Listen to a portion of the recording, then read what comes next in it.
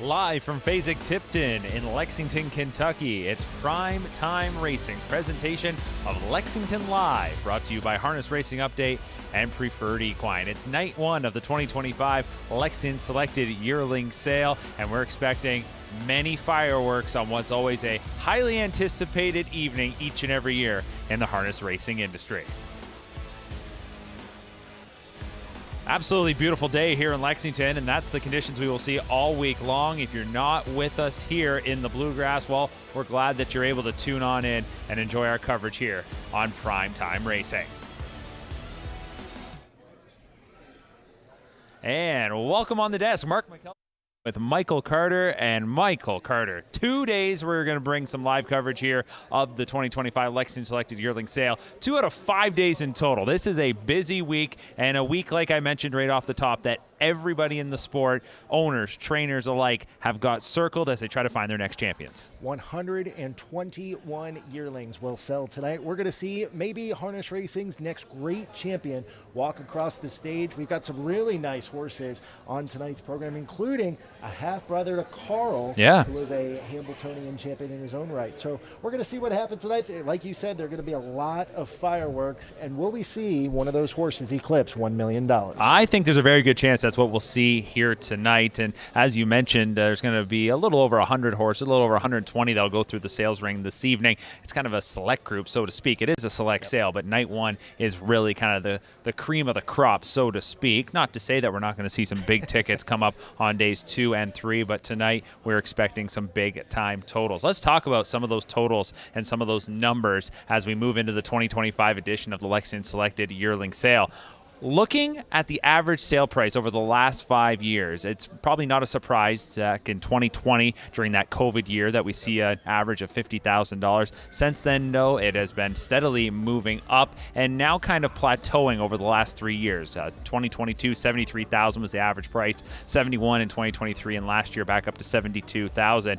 I think it's safe to say that is a very impressive number, and anything around that is probably great. That being said, I'm getting the vibe from a lot of folks around the sales grounds here and throughout the industry. There's a good chance that average price could be even a little higher this year. Yeah, I would agree. And what's interesting is you see from 2023 to 2024, the average price went up and the number of horses went down. We're actually going to have more horses this year selling at this Lexington Selected Yearling Sale. And like you said, the prices are probably going to be much higher this year. So we'll see what that average price kind of jumps up over the next few days. Yeah, when you talk to the consignors, you talk to those that put on these sales, they'll talk a little bit, though, about the median price. Average, as you mentioned, when you're bringing in more horses, there's a chance it could dip. But again, I think it's going to be a healthy, it's a strong market, and it's a strong market on the trotting side, Mike. I look here tonight, and Walner is figuring very prominently on night number 1. There are so many Walners all throughout the sale, but that being said, with the number here this evening, I don't think it's a case of you come here, and if you don't get the one that you're looking for, I'll just move on to the next one. I just think it's going to be a healthy and competitive for each and every one of those that goes through the ring. Yeah, I would agree. It's kind of like in range in the state of Ohio, right? The in ranges this year went for some seriously high prices. And, you know, as you went through the sales book, a lot of those trotters were in ranges. But I was talking with trainer Jeff Nysonger earlier this afternoon, and he said those in ranges were really hard to come by. So those Walners might be hard to come by throughout the night as well. Well, we'll keep our eye as the night rolls along. A couple other stallions that I do want to touch upon. Bulldog Hanover is one of them, and the world champion. This is not his first crop, but some are looking at it like it really is. He had essentially a test crop at the end of his 3-year-old season going into 4 where he pulled double duty. Those horses are on the track this season, so it was a limited number last year. Some of them sold right here in Lexington, but that was before he became that world champion. 145-4, the fastest standardbred of all time. He gets that mark at 4, has an incredible season capped off, winning many marquee races, including the Canadian Pacing Derby and the Breeders' Crown. And now the quality of mares has certainly stepped up. We're going to see 6 Bulldog Hanovers here this evening. I'm in the camp that they're going to bring quite a bit of money. I think you probably echo those sentiments. Yeah, the first of 6 Bulldog Hanovers will actually be hip number 3. That's Debonair, consigned by the Hunterton Farm. Baby, you're the best. This is the first yearling sold for $200,000 at the 2023 Lexington Selected Yearling Sale. And the second dam has 3 earners of over $100,000. So Baby, you're the best could team up with Bulldog Hanover for a popular result here this evening. Yeah, and we'll see if some of those connections that were a part of Bulldog Hanover, Brad Grant, Jack Darling, I know they're both in attendance. I've seen them walk by, see if they tried to nab, as of course they were big time supporters of that first group that sold last season. And I think with some of the mares that Bulldog Hanover got from this next crop, they are definitely going to be certainly highly interested. Looking at tonight's numbers, night number 1, that's usually where, as I mentioned, you see the fireworks and you see those big time tickets. Last year, our sale topper was $925,000, and that was a trotting filly. I'm in the camp that a trotting filly will probably lead the way again with just some of the quality that we're going to see. But night number 1 really makes up a good chunk of what ends up being the final sale total. And as you can see right there, we are talking 20+ million in each of the last 3 years. And as you saw from the average price, no surprise, the last couple of years have really mirrored each other.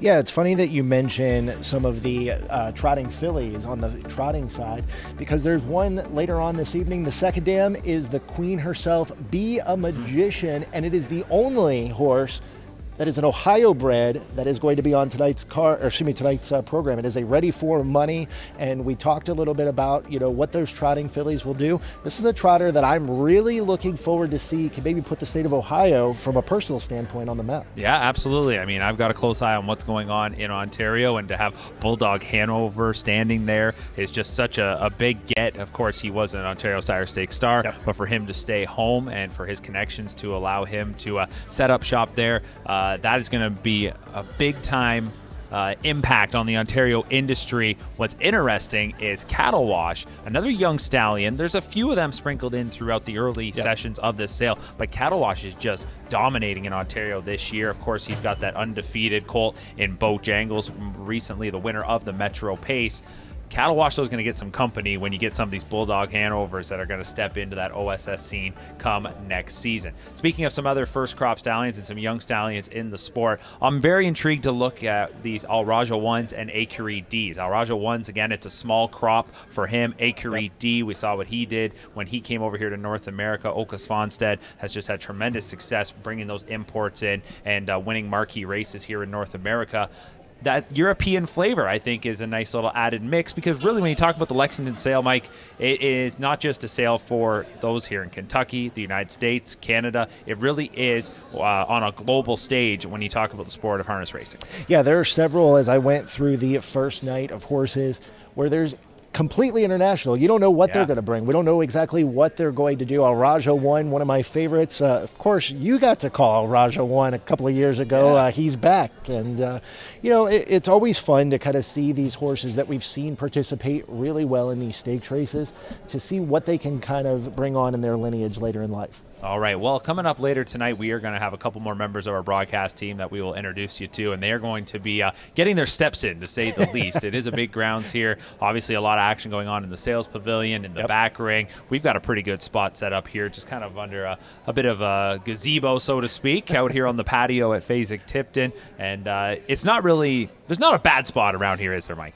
No, you can bid from just about anywhere. You can bid online. You can bid from the awning underneath of us. There's a great bar behind us. There's a great bar in the corner here. So plenty of places to eat, drink, and bid on all of the horses coming into the ring tonight. Heather Vitale, Jamie McDonald, two more members of our broadcast team, and they are going to be going out and about getting some interviews, getting some instant reaction as well, as we hope to catch up with some of the, not just those who are selling, the consignors, but also those that are going to shell out some pretty good coin here on night number 1 to try and find their next champion. So without further ado, let's bring in Jamie McDonald. As a little bit earlier, just before we got things going here this evening, she had an opportunity to catch up with Joe Thompson. Joe Thompson joins us now from Winbak. And Joe, before we get into kind of what's going on this week or tonight, tell us your involvement. You're the owner of Winbak. I'm the owner of Winbak, me and my wife and I. So I wouldn't say that I make all the decisions. So there's a lot of people, and we have a lot of really good people that work for us, and that's how it all works. So we sell a lot of horses every year. We sold a lot of horses over the years. Been relatively successful. Put a lot of horses in hands of people that have won with them.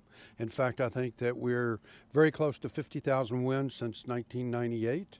And we've won almost $500 million of horses. So, somebody won a lot of money, and I can guarantee you they won more money than we got for the horses. So they did good. They don't know how much they sell for, do they? They do not know how much they sell for, and it's always good to see people that buy your horses and do well with them, because they'll come back. Absolutely. And, you have more than one farm. You're, by borderal. So you've got some in Canada, some down in the States. So tell us kind of how that teeter-totter works and where each one goes, or where the studs stand, what makes most sense for each journey. I think each horse or each stallion that you stand, they had a particular place that they were popular and where they won, and that's probably where they ought to stand. And then the other thing you want to look at, though, is you want to look at the economics and make sure that wherever you stand the horse, that the people who breed to him and race the offspring will do well. So, in these states that have really good sire stakes program, that's a good place for them to be. But obviously you want all your horses to do well, and you love them to be in the Grand Circuit and the big races, and you hope the people that buy them will nominate them for those races, because that's where they win a lot of money and so forth. But you still have that. Today, the sire stakes programs, there's so much money involved with it that people can do very well. In fact, I think there's another horse this year that'll win over $1 million without ever leaving Canada. Interesting enough, we had a horse, I don't know how many years ago it's been, that we sold. His name was Sir Luck, and I think he was the first horse ever to win $1 million and not leave Canada. Amazing, having bred that horse and have it from your farm. That's right. Thank goodness, right? Yeah, So- better you than, when it's yours. That's right. So anyway, that's the business. The business we're in is trying to raise champions, and we have a lot of people that dedicate their life to it. So, every year, some people ask me who we're in competition with. To me, we're in competition with ourselves. How can we do better than we did last year? How can our horses do better? What kind of feed can we use? Can we improve the hay? Can we improve the health program? Do the mares need to be? Some mares need to move along. Unfortunately, some of them are kind of like pets. I'm really attached to them because I've been selling their babies for a long time. And, speaking of, changing things up, and what about your marketing strategies? How does that work differently between Canada and the U.S.? Like, obviously, everyone kind of crosses the border to buy and go to each sale, but there's got to be a difference between the ones and how you're doing it at each location. Well, I think that, we love this sale. The Red Mile, the Fessig-Tipton sale, to me, that's the best sale there is. And Harrisburg's a good sale as well. But then Canada, the horses that we sell in Canada, maybe somebody doesn't want to come down here to buy them, but we still keep a lot of good horses, and they're by the right horses, and hopefully our broodmare band will carry us. Yeah. And then New York is the same thing. We breed a lot of horses in New York. We breed a lot of horses in Canada, Maryland, Delaware. That's where we're located, so we breed some there as well. But, you try to breed so that people who buy your horses will do well. And what about dual eligibility? Do you do a lot of that? We do a lot of it. We'll have mares that'll come to Kentucky. We'll have mares that'll go to Pennsylvania. We keep mares in New York, and we have mares that stay in Canada. So, hopefully we've chosen the right ones to be in the right location, and people will be able to benefit from it. Now, do you find that the owners and trainers that are buying dual eligible have more choices and more options? Just in general, are they being looked at more than not? I think so. I think they do look at the dual eligibility. Now, the thing about Kentucky is they made the mare eligible, and all of a sudden, the competition here is about as good as it is on the Grand Circuit. So if you can win in Kentucky, you can just about win anywhere. But it does take, people will come to Kentucky because it's convenient, it's a wonderful place to race, it's a good place to train and so forth. And the beauty of that is it leaves some of these other places with some vacuums where you can make some, you can do some good racing and win some races where some of the other horses might not be there. So the competition might not be as tough. And like you said, there's lots of money on all the circuits and, getting more and more, which is amazing. On your side of it, of course, it starts, with the choosing mares and stallions and deciding who goes best with whom. And what kind of process and how many team members are involved in that? Everybody. But, Jack Burke is a manager, and Liz Cheeseman she's our PR person, and she's very good with pedigrees, and she's done a good job. So they kind of go through it first, and then I go through it, and then Jimmy Gladwick, who's our yearling manager, he kind of goes through it to see if we've made a mistake and sold horses, yearlings by a mare that maybe didn't come out as well as it should have, so we can change all that. And then our vet looks at the mares to see which ones are going to be fertile and which ones are good crosses. And some of the stallions, as you know, are not as fertile as they ought to be, and so you try to avoid breeding those horses to mares that are not fertile. Or if they have a conformation defect, you try to overcome that. And how about, let's get into this week here. Tonight you've got 3, but overall, how is your week kind of setting up? Lots of interest here so far? So far, it's been good. You got people that come by and want to see every one of them, but some of them are going through the catalog for other people. Yep. But we've had a really good showing here, and just about the people that need to see them have seen them. So, but as the week goes on, they'll come back and look at them again. Now we only have 3 tonight, but we have like 14, 15 tomorrow night, and then we have 20 or so, and 20 or so on Thursday, and then, the rest of them are selling the last night. So it should be a good week for us. But we have a really good team to show horses. Yes. I think I'll put my team up against anybody, anywhere, and they do a great job showing horses. And the horses have a good disposition. I think that's very important when you're training horses. I mean, of course, like this whole conversation, we've got one in the background here, good as gold. So there's nothing better than to see that. And number 9 tonight. Number 9, yeah. Good number. It's a good number. He's our first horse, and. So he should do good. Let's look at him in just a second. You want to do that? Look at him. So it's first foal out of Chapter 7, and Chapter 7's been very popular and nice horse, and we should do very well with him. And Chapter 7s have been, I think as far as trotters are concerned, he's right up there at the top of the list as well, as far as being a stallion and producing champions. And the other thing is he's in New York, so, you do have that fallback position. And this horse, he's not a giant horse, he's not a real big horse, but that kind of fits for half-mile racing, kind of fits for New York. So she should do very well. And she's the first foal out of the mare. Just in general with everyone here, how is the excitement as, they go into the ring or they're getting ready and brush to head down to the back ring before they head out? I think everybody gets excited. Everybody likes to look. Everybody likes to do it. So, we've been to a lot of sales and we sell a lot of horses. So, when they do well, you have a little bit of celebration for about 2 seconds, and then when they sell bad, you turn the page. Mm-hmm. So, and you get to do it again, and that's what we do. We raise horses. We sell yearlings. Well, congratulations, on the multiple wins, on the multiple earnings on both sides of the border, and good luck tonight and this week. Thank you very much. Enjoyed being with you. Thank you, Jane. All right, we're back here on the desk. Good to hear from Joe Thompson. Winbak Farms hopefully going to have a real good sale, Mike. And we heard him talk about number 9 right there. That one's going to be coming to the ring very shortly. In fact, number 1 is in the ring right now, so we'll get that up in just a second. But there's one that you've got your eye on from the Winbak consignment coming up tomorrow, and it is from a stallion that we were talking about a little bit earlier. Yeah, it's going to be a cattle wash colt. It's Ontario eligible, bus in motion. It is going to be hip number 175. And what brought my interest to this horse was they brought this horse out probably 8 or 9 times while I was standing over there this afternoon. It was a very popular colt by Cattle Wash, so it'll be interesting to see what this horse will bring tomorrow night. All right, well, we are underway. As you can see, the horses come into the ring, and we've already had a pretty big announcement here at the Lexington Selected Yearling Sales right off the hop. They chose to make a big announcement that impacts the 2027 Breeders' Crown.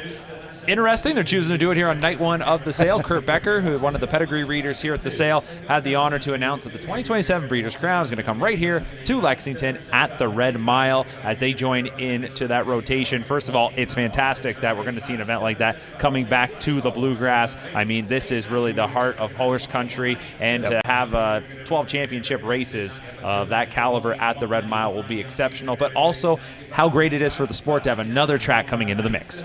Yeah, I would agree. Especially with Scioto picking it up next year, 2 years from now, the Red Mile. Damon Thayer has been a big proponent of bringing the big championship event of the Breeders' Crown to the Red Mile, and mission accomplished. as now Red Mile will get to host it in 2027. Yeah, going to be fantastic, and we'll try and catch up with some of those that are involved in making that all happen, whether that be on the Red Mile side, of course, with the Hambletonian Society, as Heather and Jamie are roaming the ground. So there you go. The first horse is sold here for 2025. Hip number 1, it was a filly by Tactical Land. He brings $190,000. She was out of the Cantab Hall mare, Pin Chronos. That one had already produced 3 winners. So $190,000 for a trotting filly right off the hop. And nothing against this filly, but it wasn't one of those pedigrees that just certainly popped off the page like some of these do here tonight. So probably pretty indicative of how strong the market's going to be. Yeah, I would agree with that. And as we flip over to hip number 2, Captain Valentine Sargent. This is a Captain Treacherous Bay colt, and this is probably a little bit more of a prestigious colt, so to speak. The dam Scarlet Hanover. This is the first yearling out of the dam.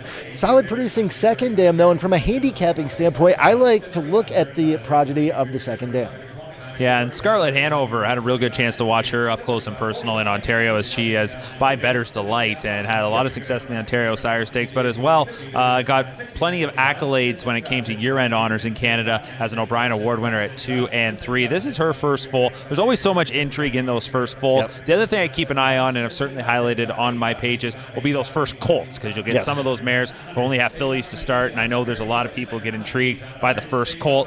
Here, first foal, first colt, it's a Captain Treacherous, and for Captain Treacherous, that longevity is starting to show. I know it doesn't feel like it was all that long ago when he was having his incredible racing career, but yeah, it's been over a decade now, and obviously he's had tremendous success as a stallion, and I don't think he's really going to slow down or go anywhere.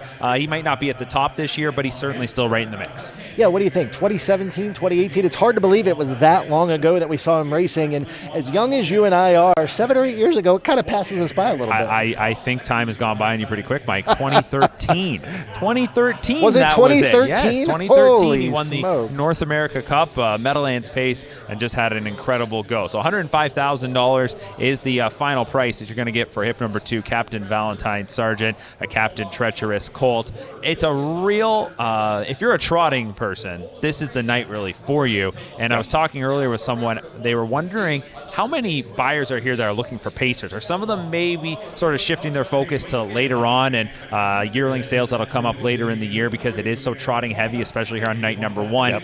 I didn't necessarily agree, only because of the fact that everyone who's who in this industry in terms of prominent owner, prominent trainers, they're here, they're doing their homework. Correct. And you saw it here, especially today with the amount of traffic back at the barns. Yeah, everybody's got to do their homework, right? You see our pages are really highlighted. Some of these owners and these trainers that are coming to check these horses out, they're really inspecting. They're looking for anything that could potentially be, an abnormality, something that they don't like, but they're looking for the things that they do like as well. And, seeing the sire statistics this year, you've got the Sweet Lou's, the Captain Treacherouses, the Better's Delights, 1, 2, 3 right off the rip.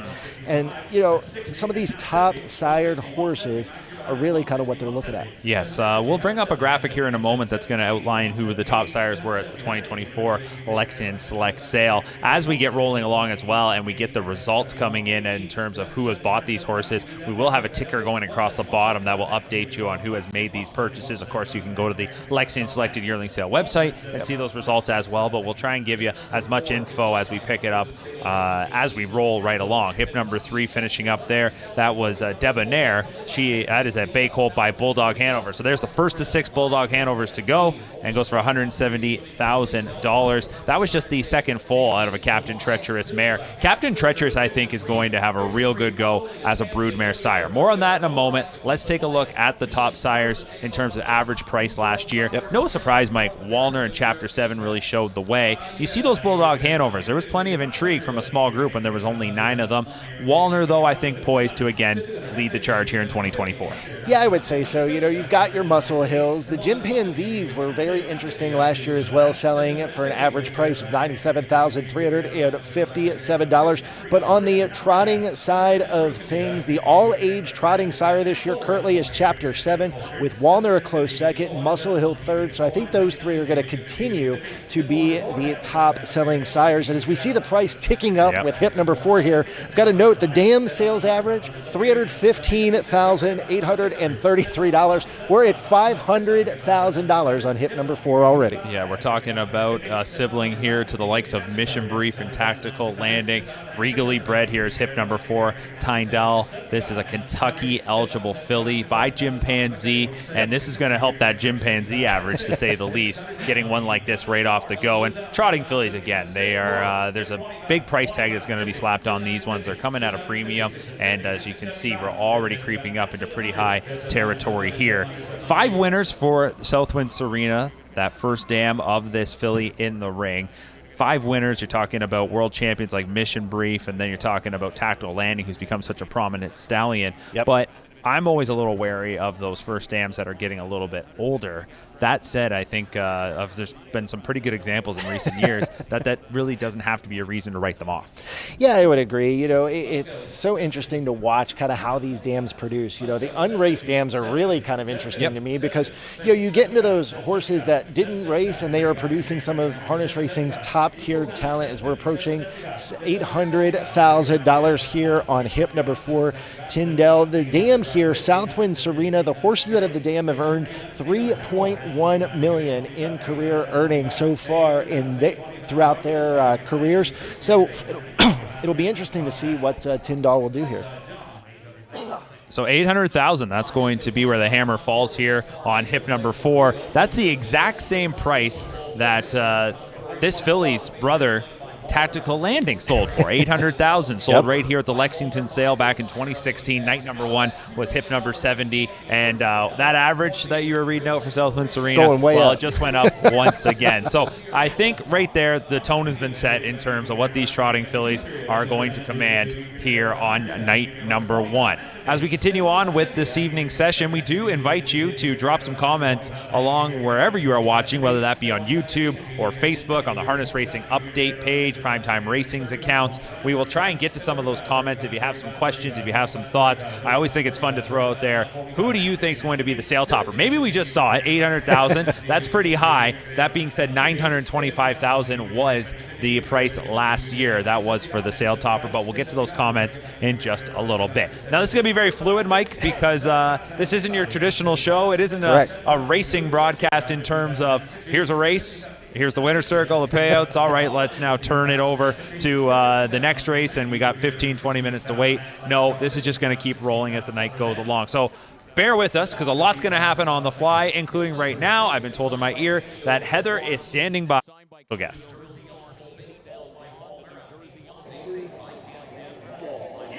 Lots of excitement already in the sales ring this evening, but I have some other exciting news. On the racetrack, it was just announced that the 2027 Breeders' Crown will be held at the Red Mile. I have the COO of the Breeders' Crown, Hambletonian Society, Moira Fanning, with me. Now, how did this come about to have the Breeders' Crown at the Red Mile?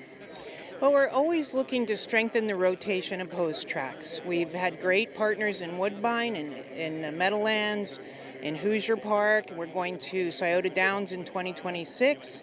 And the Red Mile, of course, is the epicenter of everybody's favorite place to go and favorite track to be on. And they've been talking about to make it happen. Has there ever been a Breeders' Crown at the Red Mile? In October 5th, 1984 was the very first Breeders' Crown, and it was at the Red Mile. It was won by Workaholic, and he was the kickoff to a series that was 40-some years ago. There was another Mare Pace held here in 1987 that was won by Follow My Star. So 2 times they've hosted, and now they're going to host all 12. Okay, well, it is 2025 right now. Let's live in the present. Let's give a little plug for this year's Breeders' Crown. This year's Breeders' Crown, I think our Woodbine Mohawk Park is our longest hosting track. We've had more Breeders' Crowns in Canada than anywhere else. They're marvelous partners, and I hope everybody comes. It's October 24th and 25th, and you'll see tomorrow the Breeders' Crown Charity Challenge with several stallion breedings auctioned. They've already got a great kickoff to the charity effort up there. Brad Grant, Marvin Katz, Serge Godin, and I don't want to forget the last person, but anyway, it's the place to be at the end of October. All right, wonderful. Thank you, Moira. And guys, we'll get back to the action in the sales ring. Great. Thank you so much, Heather, and thank you so much, Moira Fanning. George Millar, the other member of that Breeders' Crown Charity Challenge Quartet, and that will come up tomorrow. We'll have an opportunity to bring that to you right here on these pages, the Breeders' Crown Charity Challenge cocktail reception and that charity auction with those Stallion, the breedings that are going to be made available, a breeding for the 2026 season. But let's not bury the lead. Let's go back. I think we got to put a bow on that conversation about the Red Mile Breeders' Crown 2027. I'd love to talk about Breeders' Crown 2025. The good news is I'm going to have, after tonight, every day in the lead up to mid-October. But for 2027, how excited is that to hear? I know we talked about it off the top, but your initial reaction to hearing that news. Listen, the Midwest is going to get 2 of the next 3 Breeders' Crowns, and that is super exciting as far as I'm concerned. We see a lot of Breeders' Crowns in Canada, you guys being the longest serving host of the Breeders' Crown. We see a lot up and down the East Coast. It's always cool to see it come to Pennsylvania, but to see it come to Ohio and Kentucky is really cool.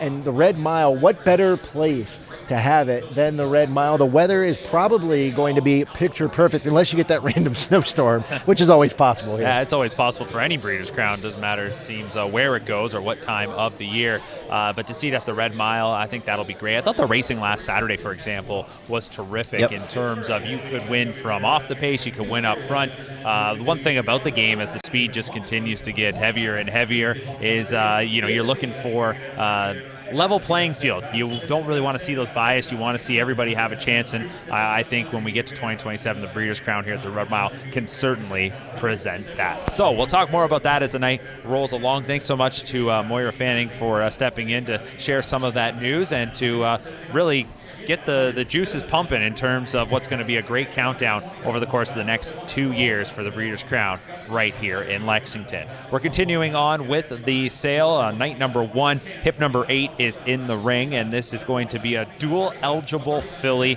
Those dual eligible horses, we talked about them coming with a bit of an added premium over the last few years. I don't think that's going to tail off this year. I think there's definitely possibility as we go along, just in terms of how tough the competition here is in Kentucky, but who am I to sit here and say that tough competition is a bad thing? We want to see the elite horses racing year in and year out. But this is a filly by Captain Treacherous that's in the ring. This is a full sister to Beach Cowgirl, that world champion who made close to $500,000. So obviously it's a proven match here in terms of a Captain Treacherous filly coming out of this Camluck mare. Yeah, the average sales price for Stonebridge Sunday before tonight was $91,750. Beach Cowgirl actually sold here. This was a full sister. Beach Cowgirl was for $60,000 in 2021. And the Dam Stonebridge Sunday has had a couple sell for $100,000, $152,000, $60,000, gets $165,000 for Kentucky Smoke Show. All right, so we move on now. Chapter 7 is going to be represented here by the next one coming in to the ring. This is hip number 9, and this was the one that we spent a little bit of time getting to know from that Winbak Farm consignment. Yeah, I got to see a little bit of Southern fun this afternoon. This is the first yearling out of the Dam Southern Autumn. The second dam, Alix Hall, produced Flex the Muscle that made $957,000, had 34 wins from age 2 through 8, and produced Sheer Glide, who made $193,000 in her career. All right, so right now this one already creeping up towards that 6 figures. Filly by Chapter 7, first full again from that Southwind Frank mare. When you think about Chapter 7, you'd be remiss if you didn't think about one of the recent great trotting fillies and mares, and that being Atlanta out of a Cantab Hall mare. But Chapter 7, again, it just feels like the beat goes on each and every year. Joviality, there's another one for you. Armelina, I mean, you could just kind of go up and down that list, and not to mention the Colts when we'll get to those in just a little bit. But we've got this one up to $100,000. I think we've got another interview ready to go, as our producer behind the scenes is Curtis McDonald on this night. He's wearing a lot of hats, Mike, so he is. I'm not going to be too hard on him if we can't jump around as quick as I would like. But looks like we're set. I think Steve Stewart, Hunterton Farms, is our guest right now with Jamie. Steve Stewart joins us now with Hunterton. And before we get into kind of what you're selling today, let's just talk about getting here and getting set up. What process is like that for you guys? Well, the process of, putting all this stuff together, it takes about a week, just so that we can kind of take our time with it or whatever. So, yeah, luckily we're only 20 minutes away. So you just start the process or whatever. But we've been in these two barns, Barn 3 and Barn 4, for 15 or 20 years. So it's you kind of know what you need or whatever. It's kind of like pulling all your Christmas stuff out at, what fits on the mantle, that kind of thing. So that's how we do it. And, 15, 20 years, the same barns, you know what you're coming back to, but how has it changed on your end, obviously technology and what's going on with the sales throughout the decades of doing this? Well, you used to, way back when, you only filmed the trotters. You didn't film the pacers. Then somebody started filming the pacers, so once you start filming the pacers, everybody has to film the pacers. So then, obviously, we filmed them all. But back then, you had cassette tapes. And the funniest thing was, the greatest thing we ever had was, so you'd put it in the VHS thing or whatever, and you would show the video. But then you would pull it back out, but then somebody wants to see, 10 horses in a row. Well, they don't want to wait till it rewinds. So we had a rewinding machine, and we thought that was the greatest thing. We thought that was the greatest thing in the world. Trying to tell this to younger people like that, they just kind of roll their eyes at us or whatever, that kind of thing, like there's a stone age. So then you went to DVDs, and now it's all online, and it's so much. Obviously, it's so much better because people in Europe or whatever, you put it online, and you used to have to mail all the DVDs out to everybody. So there's much easier now. Much easier. Definitely, so much easier. So much access all around the world. Like you said, people in Europe coming over before they even come here, they know, who they want to look at your consignment. And now, how do you take on clients? So you have multiple clients that you bring in to consign for and bring their horses to the sale. What process is like that on your end? Well, we don't ever solicit any yearlings. We have more than enough, so we don't, we're different than like Preferred or whatever. That's what they do, right? So they want to sell as many as they can, so to speak, and if they make the sale or make the grade. With us, most of these, I think we prep like 96 of the yearlings that will be sold here, so there's probably 25 or so that are coming from other clients that we don't prep. So of those 96, the process begins in March, February, March or whatever, trying to decide, because we sell at Harrisburg also. So that's, maybe we have a horse that we think needs more time. Or there's one that, more Canadians will go to Harrisburg sometimes. So if you have a Canadian bred, that kind of thing. So it makes it a little more interesting. It used to be that Hunterton, people would always comment, oh, Hunterton only sells their best horses in Lexington. And then we sold the Hamiltonian winner Forbidden Trade about, 4 or 5 years ago. So that kind of went out the window a little bit. Then last year we sold Apex, who won the Mohawk Million. And then we sold the second. So we finished 1-2 in the Mohawk Million last Saturday. And so, and they were both sold at Harrisburg. And then we sold another Sweet Lou filly that for a client that has done very, very well. So that kind of goes out the window a little bit, where people trying to project, oh, well, we don't need to go look at Hunterton's horses at Harrisburg. It's not exactly right. So we kind of mix it up a little bit. We're probably one of the few farms that sell at both places. But it's an advantage to us. We like to go to Harrisburg we've done well there. And I was actually going to talk to you about the Mohawk Million this year and the success you had this year with that 1-2 finish. Isn't your only success in the Mohawk Million? You guys have had a good connection with that race. Yeah, we bred the first two winners. Venerate and Venerable, and Venerable is selling her first foal this year, and that will sell very well tonight. And then the next year they were having trouble filling the spots because they wanted, back then it was $100,000 to buy in. So Gino Toscani and Determination would buy 1 or 2 spots just to help it get off the ground or whatever. And I talked to Bill at there, and I said, I think I can probably get some of our guys, because I said, we'll probably make as much money because of the race, because both of those, Venerable and Venerate, became 2-year-olds of the year. And I think a lot of that had to do with winning the Mohawk Million. So I said, to my partners or whatever, I said, what we ought to do is just buy a spot. We don't have a horse, but we'll see what happens. So then we buy a spot. We get a spot. Back then they didn't have to have a lottery. It was just first come, first serve.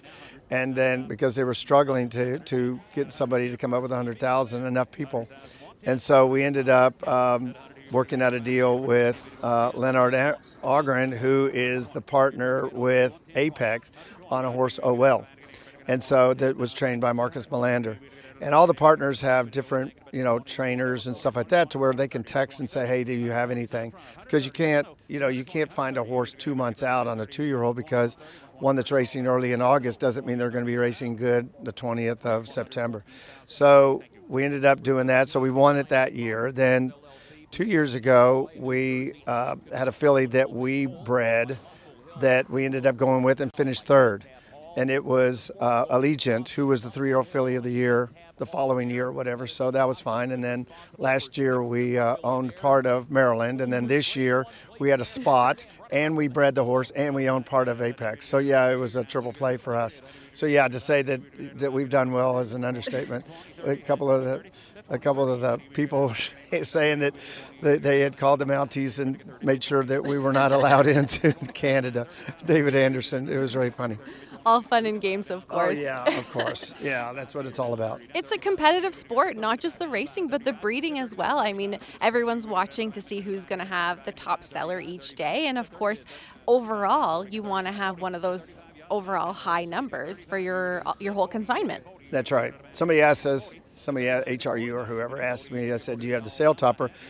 And I said, I don't know, but we have the potential. Yeah. And that's what we have. We have several nice horses. There's, Mission Brief, we're selling that yearling at Harrisburg this year, like we did last year with Apex. And so there's not that, the superstar or whatever, an Apex horse, so to speak, at the consignment. But we have a lot of nice horses. And how do you follow them throughout their career? Once obviously they leave here and they go to their respective owners and trainers, how often do you keep in touch with them, or do you just kind of follow online and of course cheer for them? Well, you kind of want to get some information early, because it helps you decide. I remember when Venerable, we sold here for $210, I think, and Dave McDuffie bought her, and we texted Nifty Norman trying to decide who to breed Jolene back to. Did we want to go back to Walner? Did we want to go to Chapter 7 and whatever? So you kind of do that, and then Nifty said, exclamation points, you can't believe how much she grew. You can't believe it was 2 months after the sale. We love her. We think so. You want feedback, good and bad, that helps or whatever. So you kind of halfway stay in touch.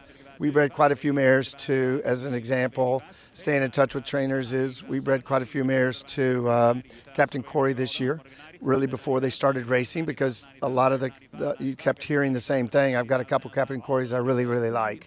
And so that kind of spurred us on to breed a few extra mares to him this year or whatever. Now you're a year ahead of everybody. Now everybody's going to breed to him now. So that helps. So communication, as you say, is extremely important. And communication everywhere all along. And kind of what's your process? Any superstitions while your horses are in the ring, or where are you watching from? Well, we always watch from the exact same place, which is in the back ring. Cindy and I sit right next to. We have chairs that sit right next to where the chute that goes down. Okay, yep. So everybody kind of knows you're there. And our joke has always been, we'll sit here until we have a bad sale, and we've sit there for a long, long time. So, obviously you have numbers to help us, but the horses have been very good to us. Well, we look forward to seeing those horses in the ring tonight and all week, and good luck. Thank you. Thank you very much. All right, thanks so much to Steve Stewart for taking some time to talk with Jamie. And he's had a lot of success over the last several years, a lot of success over the course of his involvement in this sport. I'm calling him Mr. Mohawk Million now, though, because each and every year he's out in the winner's circle and connected with just some fabulous trotters. But last year was a huge year for Hunterton Farms, and he alluded to just how well it was and what their expectations are for this year. But when you look at last year's totals in terms of the consignors that had real success at last year's sale. Hunterton Farms was 100% right there in the mix, and that came from a group of 94 horses that they sold, average price of more than $96,000. Preferred Equine, of course, they are that bulk consignor, and the numbers last year was a record for them, up over $12 million. Consignor Farms not too far behind there as well in terms of where their average price fell at, and they had over 130 horses. There was Hunterton Farms, Crawford Farms, and Cameo Hills. I think you got to give a big shout out to them. From a group of 32 horses, up in the six figures was the average. But those are all consignors, breeders that when you go to, you know what you're getting. They provide you with quality, and they all take a lot of time. As you see when you're here in the mornings and the afternoons during the inspections, Mike, you go around, they will bend over backwards to give you what you need to hopefully bring you on to purchase one of their horses. Yeah, Hunterton so far is way above their average from last year. Their first horse sold for $190,000 to Andrew Harris for William Pollock. And then they also have the sales topper currently in hip number 4 at $800,000. They are having a big sale already. Yeah, we're only in the early stages as hip number 16 is going to come into the ring as you are watching Primetime Racing's coverage of the Lexington Selected Yearling Sale, brought to you by Preferred Equine and Harness Racing Update. Wherever you're watching on the Harness Racing Update channels or Primetime Racing, we welcome you in on this Monday night, 7:35 local time here in Lexington. Hip number 16 is in the ring. This here is a Bulldog Hanover, a dual eligible Bulldog Hanover, a colt. Dog Dare You is his name, from Tessa Hanover. And Tessa Hanover has had 5 winners, including American Mercury, that millionaire. But when you go down the page here, you just find consistency in terms of what the mares produce. The second dam triplet Hanover, from 20 foals, 15 winners, Mike. I know that's amazing. A 75%, but 15 winners, and we talk about 14 and better than 55. That's not necessarily a mare from the last decade, right? I mean, we're talking about at a time when a 55, sub-55 pacer, that was going to get you some pretty good coins. So this is a proven family here, and a Bulldog Hanover colt that's in the ring and commanding a pretty good bucker at the moment. Yeah, the dam Tessa had over an average sales price of just over $65,000. We've eclipsed it here as we approach $200,000. The last one to sell for this much was back in 2017 right here in Lexington. It was American Mercury, who made over $1 million and had 27 victories.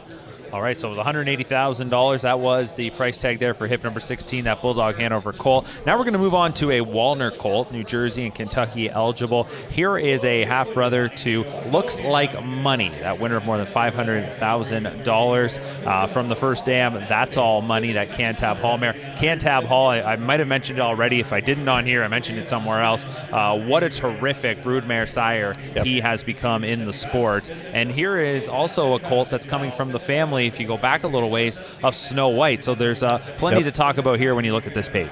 Yeah, world champion in Snow White. She made just shy of $1.5 million. Diplomacy sold in 2022 for $425,000. Interesting note, won a Wildcat Series back in July, has not raced since. So did win by 4 lengths that day for Dexter Dunn, and trainer Nancy Tactor has been on the shelf since, but a producer of Looks Like Money who made $564,000. This one was third in the Kentucky Sire Stakes final, and at 4 was second in the Graduate Series. Walner currently sits second in terms of the leading money-winning sires for 2025. That's all age on the trot. Second behind Chapter 7. He's got $8.8 million in earnings, $10.8 million for Chapter 7. Again, you talk about those two. Muscle Hill still hanging in there, though, and that's not a surprise. I mean, Muscle Hill, for just quite some time, he was the preeminent trotting stallion and just made an incredible impact. And now you'll watch more and more as it's his sons who are stepping in and becoming those top stallions as well, his impact when it comes to the mares. Interesting to note here, look at the stats. Muscle Hill, 1,206 starters. Walner, 472, and has more money made. So, and it's almost 3 times as many starters for Muscle Hill than Walner. So Walner is clearly stamping himself as one of the top trotting sires in the sport of harness racing. Yeah, and the Walners, again, when you look at how many of them are selling here this week at Lexington, it just tells you that those that were going to breed to Walner, this was their intended target, was to be able to bring that foal right here to the Lexington Select Sale. Walner, of course, course, that son of Chapter 7, so it's just fitting the father-like son as they continue to ride 1-2 in terms of those earnings. What do we got here? Hip number 18. Hip number 18, it's Well-Bred Yankee. It is consigned by Preferred Equine. And we talked a little bit earlier about not knowing what the first yearling out of dams will do. Here's the first yearling out of the dam, the Ladies 10, who only shows a qualifying mark. So that's interesting to note. Basically an unraced mare. The second dam, What a Knockout, produced What a Bid Hanover, who made $438,000. At 2, won the Goldsmith Maid, which is a Grade 1 event.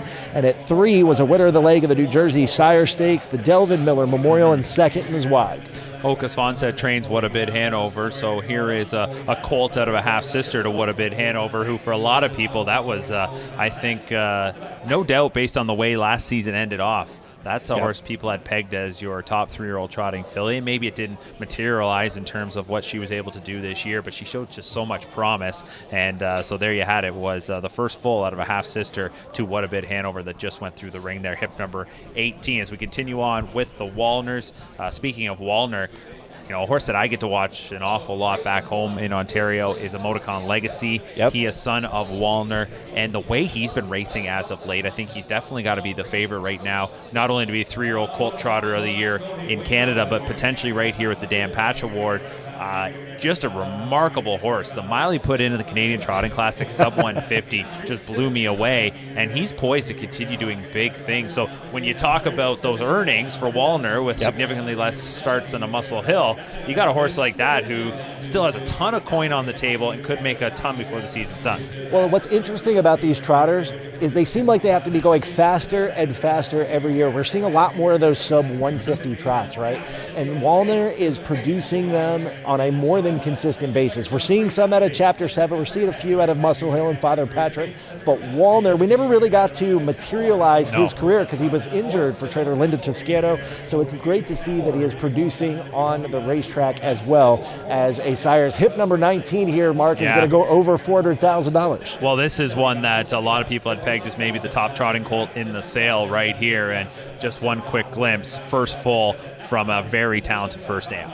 Yeah, it's a first yearling out of the dam. Anoka Hanover, who made $792,000, was a Dan Patch 2-year-old trotting filly of the year in 2020. The second dam, Aunt Mel, produced Lady Lyra, who raced overseas and made over $100,000 in career earnings. This is a solid lineage here, Mark, of the first and second dam, as we're currently sitting at $485,000. Yeah, I mean, this was a horse you knew was going to command a really good price tag.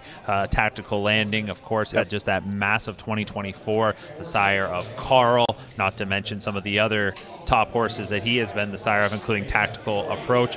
Legion on the filly side, the things she's doing now overseas in Sweden, and potentially next year I could see her stepping in and winning a race like the Elite Lop. That's only going to continue to add to the resume for Tactical Landing. So $475,000. I heard the hammer come down for a trotting colt here, one that a lot of people had highly touted. I think that is a very strong price. I think the fillies are going to go a little bit higher on the trotting side, those high-end, well-bred ones, but on the colt side, $475,000, nothing to sneeze at. No, not at all. That's a lot of change. I know me and you aren't spending that kind of money on a horse here tonight. It's funny you mentioned Allegiant. Allegiant's got a soft spot in my heart. Trainer Vernon Beachy from Ohio. We got to share a good moment in the winner's circle after they won the Hambletonian Oaks elimination. They went on to finish third, and then Allegiant went on to win the Breeders' Crown for trainer Linda Toscano, and it's great to see what she's doing overseas as hip number 20 comes into the ring. Yeah, earlier this year I had the chance to go to Sweden for the Elite Lop. Just an incredible trip, an incredible experience, and highly recommend to any harness racing fan, if you ever do get that opportunity, you need to take advantage of it, because there really isn't much that you can compare it to in terms of that atmosphere, the electricity, just the entire atmosphere around Solvalla. And on that afternoon in May when I was there, Allegiant was racing on the undercard in another stakes contest on Elite Lop Day, and she just turned in an incredible performance, and you could hear the chatter that was going on amongst the racing folks there about how special they think that mare could be.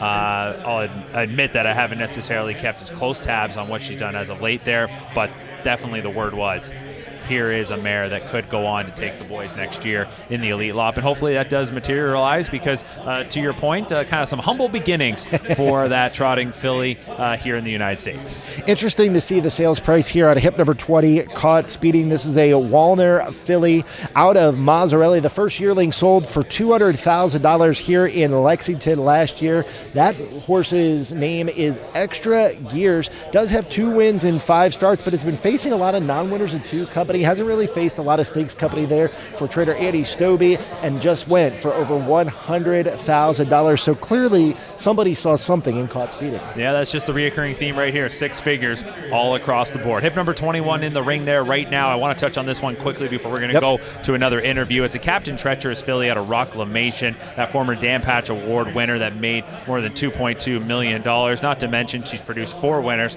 including Rocknificent. So a proven mare here. You're going back to Captain Treacherous, and I talked about Captain Treacherous in terms where he was stacking up when it came to his 2-year-olds this year. When you talk about him on the all-age earnings, when you talk about sires on the pacing side this season in 2025, he ranks number 2. And I just think a lot of people, they can't look away from a captain, and especially one coming out of Rocklamation with a proven full brother or full sister in Rocknificent. Yeah, the average sale price here for Rocklamation is $187,857. And if you go back through the last several years, Mark, you see a lot of 200s, 190s. We see a 310 for Rocket Deo, currently approaching $200,000. Hanover Shoe Farms currently has Captain Treacherous, and we know that Hanover Shoe is a big name in the breeding game and harness racing. Absolutely, the greatest name in harness racing. That is their slogan. And right now we're seeing this one creep over $200,000. So we'll keep our eye here on hip number 21, this daughter of Captain Treacherous. Right now, though, time for another interview and another prominent breeder in the sport, and one that is always front and center here at the Lexington sale each and every year is that of Consignor Farms. Consignor Farms joins us now, one of the co-owners and partners. Kenny, tell us your role about what you do and being involved with Consignor Farms. So I'm one of the owners with Bob and our wives. It's a family-owned operation here in central Kentucky, and my role in the business is I handle a lot of the business side of it, the business, finance, and marketing, industry issues. And right now, I guess the most exciting thing we've been working on is just Kentucky as a whole. In the last several years, Kentucky has just exploded, and the number of farms that have been acquired in Kentucky, there's probably somewhere north of 3,500 acres and 13 farms that have been purchased by out-of-state out-of-state harness people. So our role is to develop a sire stakes program, develop a purse structure, trying to make this place the horse capital of the world of what it is. And it's absolutely beautiful. So anyone who hasn't, come to Kentucky, horse country, absolutely. And, I've talked to lots of trainers, and they're sending stables down, to the Red Mile for the summer. And there's more racing there, as there has been year after year, which is phenomenal, more purse money. And it's, stepping into that kind of grand circuit conversation. Yeah, it's the exciting thing is we've grown the state to right now there's three different racetracks. There was only one before, meaningful racetrack, and the Red Mile has always been the capital. I mean, it's the focal point. It's when 2- and 3-year-olds race at their peak, and we've been lucky enough to now grow the purses where those horses can race for meaningful purses going into the Grand Circuit. But we start the year off with a track that's in Western Kentucky, owned by Churchill Downs. It's called Oak Grove Racing and Gaming, and Oak Grove has started 5 years ago with 12 racing days and raced for about $700,000 in purses. This year we raced 36 racing days and almost $12 million in purses. So it's exciting. And the last track in the state is Corbin. It's about 65 miles south of Lexington, and that adds up, basically with the fair program, it's a little over right at 100 days of racing, and probably approaching or exceeding $30 million this year. So Kentucky is back for harness racing.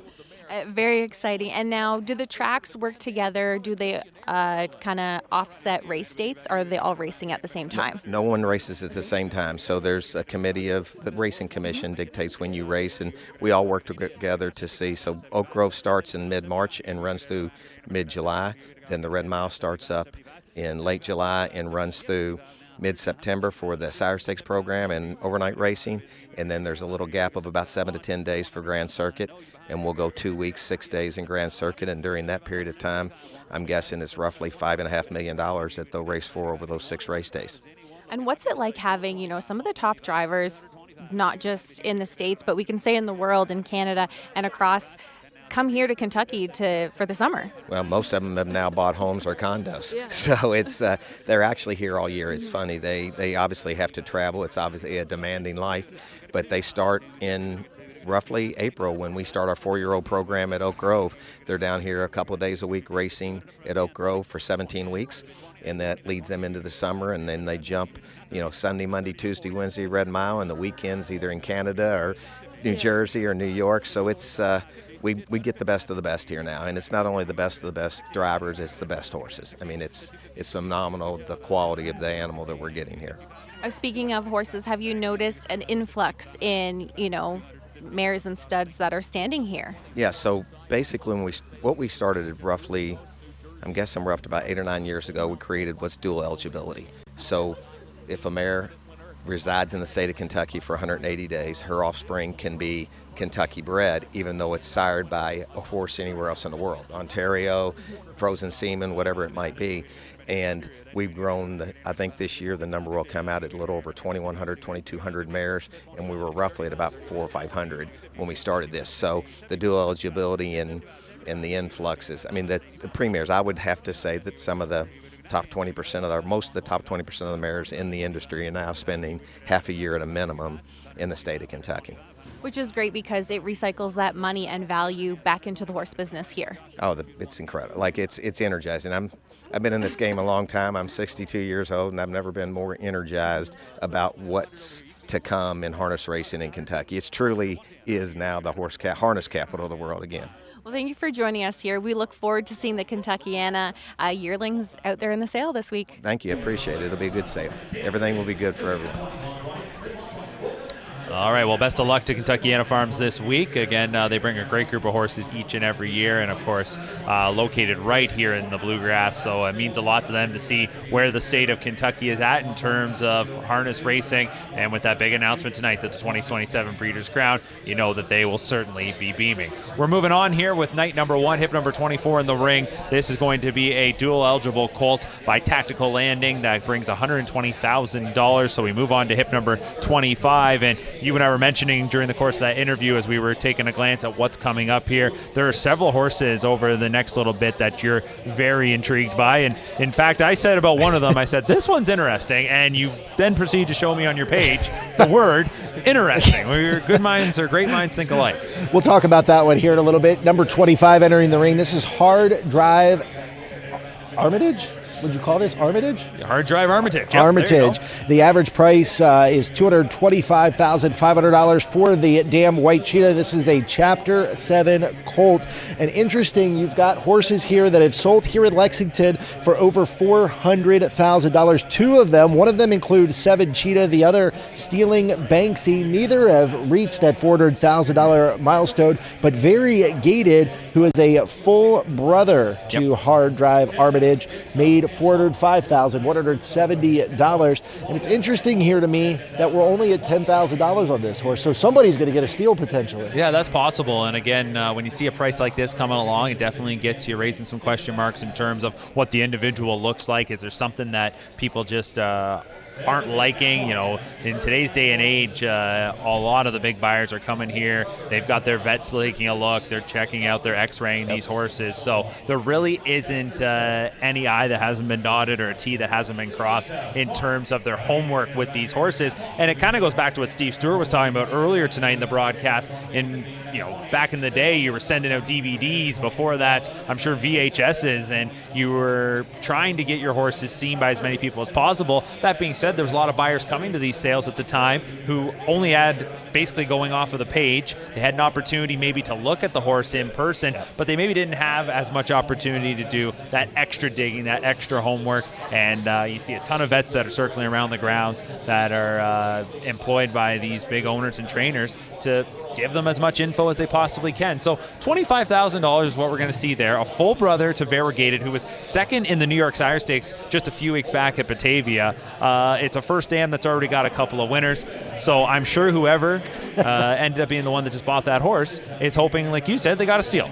Yeah, absolutely. I mean, think about this for a second. The average price is $222,500. You come here thinking, okay, we're going to get this horse for maybe $75,000, $80,000, $100,000 and just spend $25,000. Somebody may have just gotten a steal. We're going to find out over the next several months if this horse was a steal or if somebody clearly noticed something that maybe wasn't right. All right, the next one in the ring right now, hip number 26, Wish for a Captain. This is a Bay filly by Captain Treacherous. Out of Wishy Washy Girl by Roll with Joe. Wishy Washy Girl, she was a stakes winner that made over $600,000, took a mark of 51-1. This is her second foal. That first foal hasn't shown up just yet, but was also by Captain Treacherous. So obviously the owners here and the breeders going right back to the captain.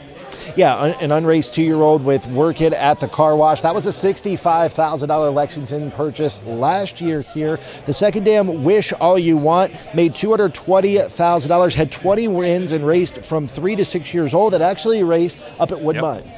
Well, I don't want to turn the page too quickly on this Captain Treacherous filly, but I'm very interested in hip number 27, and I want to talk about this horse before it gets in the ring. A Chapter 7 colt out of Check Out Trixie by Trixton. Check Out Trixie. She's the dam of 2 winners, including Instagram Model. Here is a full brother to Instagram Model, that stakes winner of more than $500,000. And not to mention, the first dam is a half-sister to King of the North, the former Dan Patch Award winner, who we're going to talk about more tonight as his first crop is debuting this season. What do we make here of Tony Pro, hip number 27? This is a really interesting horse, consigned raised by Cameo Hill Farm. The average price for Checkout Trixie, $390,000. Interestingly enough, the horse that sold last year for $650,000 is unraced at this point. So it's interesting to kind of see these horses that were purchased for big tickets last year and they are unraced at 2. Maybe there's some maturity things going on. Maybe they are or are not going to make it to the races. Like you said, the second dam has produced some solid horses. Check Me Out, producing King of the North, who made $1.1 million. Mushaka Stride made just shy of $100,000. There's a lot of stakes lineage in this pedigree. There's been a lot of races over the years, and I was a diehard racing fan at a very young age. Check Me Out, when I hear that name. Yep. I want to say Check Me Out had a win at Dover Downs where she made a break and still came back to win. Somebody is probably yelling at their screen right now saying, you idiot, that didn't happen. Or, yes, it did. How could you forget that? Good news is that we have iPads in this day and age, and we can check that all out. And, yes, in the Matrix, 2011. There you go. I remember that. That 2-year-old filly did that. She made a break early in the race, ended up spotting them, 12 lengths, and came back to win. She was an incredible filly for trainer Ray Schnitger, and then, of course, that has transitioned in terms of what she's done as a broodmare. She's the second dam on this one in the ring, hip number 27, which goes for $425,000. Hip number 28, Sister Girl Blues. This is the horse both of us thought was going to be interesting. It's an unraced dam, a first yearling out of the dam, but what's interesting is the second dam has been a solid producer. Yearlings have earned over $4 million in earnings, including Warrawee Butte, who won multiple stakes, Warrawee Needy, and Warrawee Vital. Not really sure what to make of Sister Girl Blues here. Yeah, I mean, the family is there. Unraced mare that I don't put a whole lot of stock into why they were unraced. There can be a lot of various reasons that we're not going to be privy of, and when you look at who the siblings are of that first dam, safe to say that there's some pretty good bloodlines here. It's a Captain Treacherous, once again, this filly. First foal from a Sweet Lou. Captain Treacherous and Sweet Lou kind of been butting heads in terms of those stallion ranks. But the family here, and we will get to talk more about Warrawee Butte a little bit later on in session number 1, but world champion on the track. Now she's showing up as a prolific brood mare. It's a filly and a family with some pretty good fillies. So to me, this was one that was going to draw a lot of interest and has already gone up to $110,000. Yeah, currently sitting at $130,000. Hip number 28, Sister Girl Blues. We're going to see a few horses that are related to Warwi U Butte later on. That was a Dan Patch 2-year-old filly of the year in 2018 and a Dan Patch 3-year-old filly of the year, a world champion. Of course, Warwi Needy was a O'Brien winner. O'Brien 2-year-old pacing colt of the year in 2011. And we're going to see some of these Warwi horses kind of later on in the program. And I know trainer Ron Burke really likes this lineage. Yeah, I mean, this is a family that's just known for its high speed. Warwi U Butte, when she showed up as a 2-year-old and set a world record in sub 149, not to mention Warwi Needy. High speed he had, didn't matter when he stepped out on the track. And Warwi Vital in that family as well, a horse that is a co-holder of the track record at Woodbine Mohawk Park. And he had just an insane turn of foot. So the speed certainly there in that family, and we'll see if it gets passed on to the Captain Treacherous filly, hip number 28. We're going to roll on with a couple more horses here that we will comment on before we're going to go back to a couple of interviews that Jamie has conducted, as we will be about a quarter of the way through tonight's session. Next up is hip number 29. This is going to be the second foal out of a Some Beach Somewhere mare and Alexis Power. This one by Sweet Lou, and it's a dual eligible named Magic Mac, and the family here, Alexis Power, that first dam, she was a top burner. Second dam, Michelle's Power, she was a champion in Canada. That's the one thing about a night like tonight, though, Mike, is that you don't have to usually do a lot of searching to find some pretty good resumes on any of these horses that are going to go through the ring. Yeah, I would agree. The first yearling out of the dam, Alexis Delight, is unraced as of now, so we don't really have much to go on as far as what Alexis Power has kind of created. But the second dam, Michelle's Power at O'Brien, 3-year-old pacing filly of the year in 2007, has produced some really nice horses, including Max Jackpot, who was a millionaire in his own right, and Max Marble, who made $317,000. Both of those horses were multiple stakes winners in their careers, and we're sitting at over $180,000 right now with hip number 29.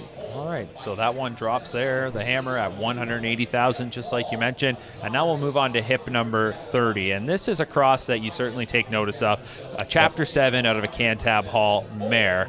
I'll talk about that in a second, but let's introduce you to hip number 30, Nalani Storm, New York, Kentucky eligible, Chapter 7 colt out of the Cantab Hall mare, Fade Into You. Fade Into You is the dam of 3 winners. She's 100% producer, including Sad Bird Still Sing, New York Sire Stakes standout who's made close to $400,000. But that cross I talk about, Chapter 7 in Cantab Hall, that's the cross that gives you the likes of Atlanta, Incommunicado, and the top earning horse right now in harness racing for 2025, Super Chapter. And that's one that I take notice of whenever I see. We've only got a couple of them selling in night number 1, but this was a horse that I thought would be getting a ton of action. Yeah, horse sitting currently at $100,000. It's interesting to see what kind of those crosses kind of create, right? As you see the lineage in your sales books, they kind of go back three grand dams, so to speak.